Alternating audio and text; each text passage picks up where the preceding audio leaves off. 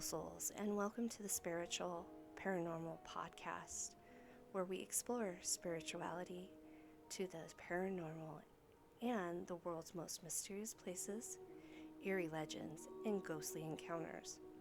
I'm Erin, your guide for tonight, and we are diving into one of the most famous places here in Colorado, the Stanley Hotel. Perched up in Estes, Colorado, an hour and a half from where we're actually filming today, is where the breathtaking mountain views and the luxurious accommodations of the Stanley are. Of course, even those chilling paranormal activities happen.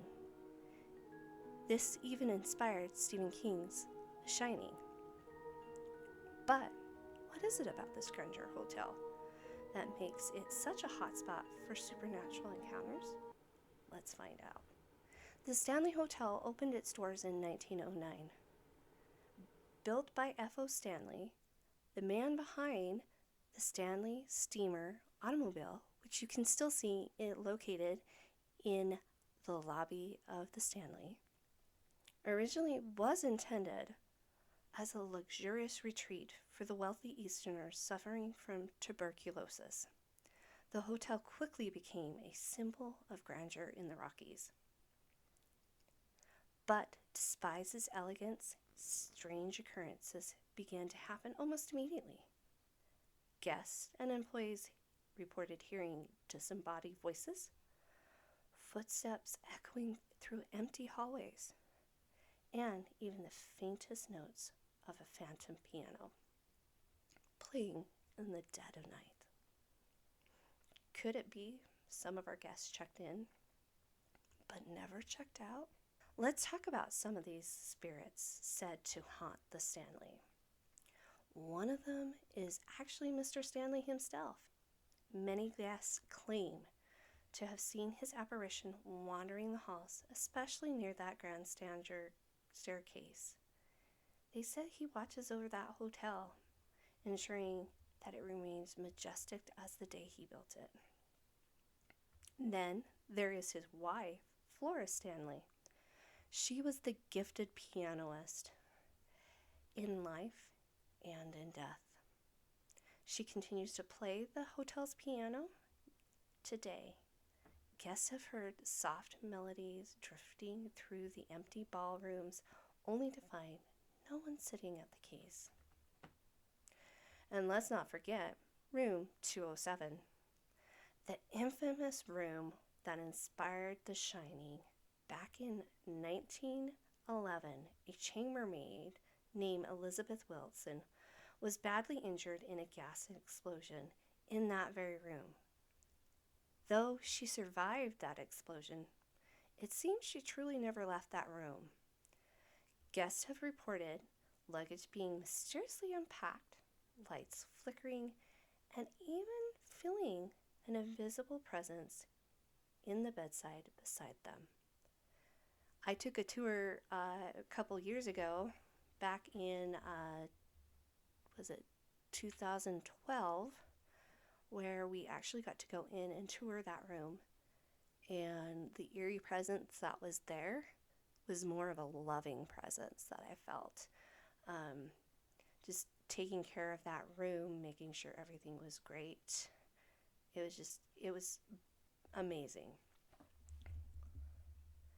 So, would you dare to spend a night in room 207?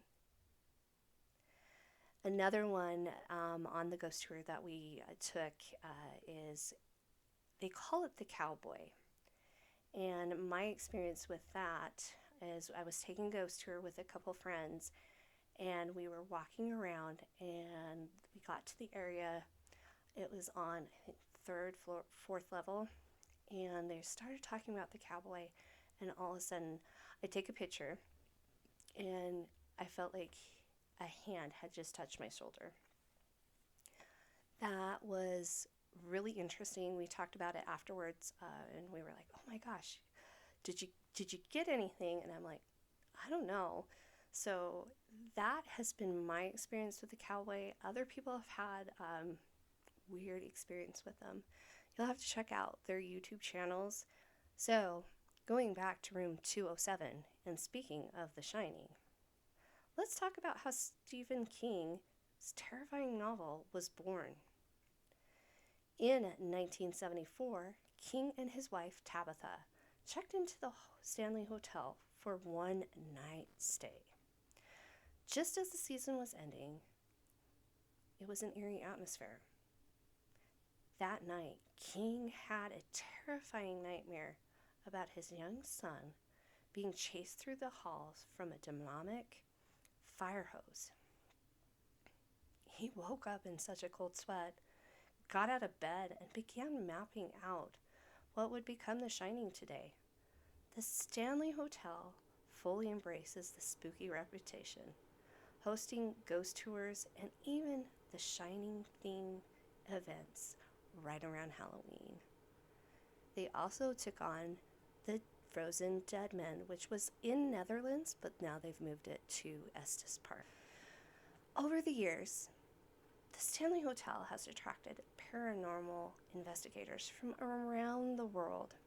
Ghost hunting shows like Ghost Adventures and Ghost Hunters have captured chilling evidence, shadowy figures, and eerie EVP recordings, and the objects moving on their own. Guests still report unexplained whispers, flickering lights, and even ghostly children giggling in the hallways. Someone claiming to have seen a ghostly bellhop helping with luggage before vanishing into thin air. Is the Stanley Hotel truly haunted, or is it just a power of suggestion? We'll let you guys decide on that. So what do you think? Would you dare to spend the night in the Stanley Hotel? If you have ever visited or had a paranormal experience, we would love to hear your stories. Send us an email or connect with us on social media, which will be down below. Don't forget to subscribe to Spiritual Paranormal Podcast for an episode every week, and to get more chilling tales from the world's most haunted places. Until next time, keep your lights on, and maybe don't stay in room 217 alone.